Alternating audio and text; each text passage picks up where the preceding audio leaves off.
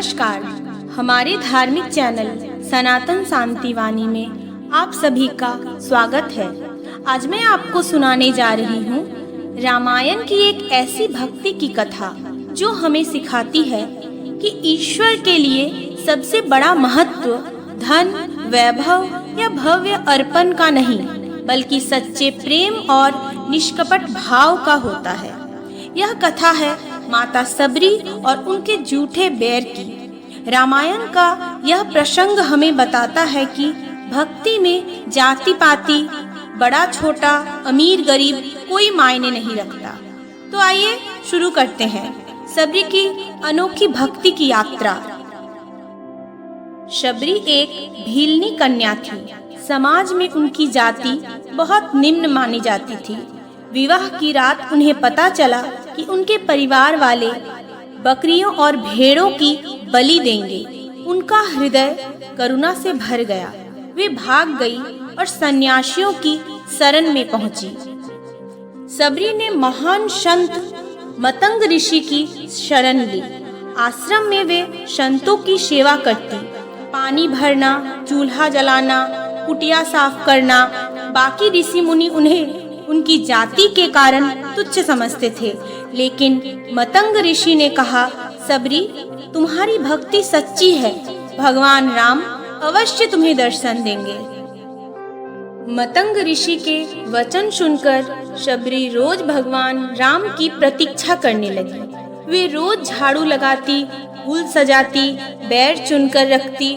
सालों बीत गए, लेकिन उनका विश्वास अटल रहा। लोग मजाक उड़ाते रहे, तुम्हारे राम कब आएंगे? सबरी कहती, मेरे राम जरूर आएंगे। वनवास के समय श्री राम और लक्ष्मण सबरी के आश्रम पहुँचे। सबरी ने देखा तो उनके नेत्र भर आए। उन्होंने दौड़कर भगवान राम के चरण पकड़े और कहा, प्रभु, मैं पापिनी हूँ, अयोग्य हूँ, फिर भी आप मेरे द्वार आए। श्री राम ने प्रेम से उन्हें उठाया और कहा, माता, तुम्हारी भक्ति ही हमें खींच लाई है।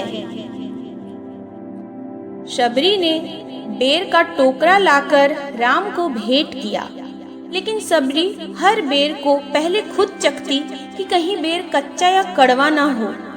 मीठे बेर वे राम को देती, कड़वे खुद खा लेती। यह देखकर लक्ष्मण चकित हुए। उन्होंने सोचा, राम को जूठे बेर कैसे खिला सकती हो? लेकिन श्री राम ने प्रेम से मुस्कुराते हुए कहा, लक्ष्मण, इन बैरों से मीठा और कुछ नहीं हो सकता। ये सबरी के प्रेम से भरे हैं। राम ने उन बैरों को बड़े आनंद से खाया। प्रसन्न होकर प्रभु श्री राम ने सबरी को उपदेश दिए, जिन्हें सबरी नव भक्ति कहा जाता है।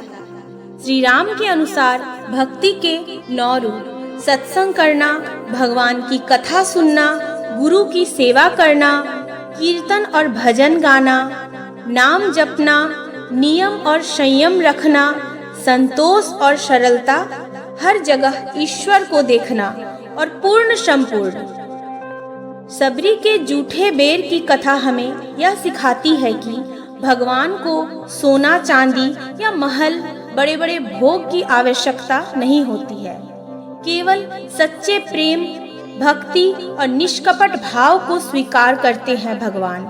आज भी जब कोई सच्चे दिल से भगवान को पुकारता है तो भगवान उसके घर में पापिनी कर अयोग्य आते हैं, फिर भी आप मेरे द्वार आए। सबरी की तरह राम ने प्रेम से उठाया, प्रेम से भक्ति करनी चाहिए। हमारी भक्ति ही हमें खींच लाई है।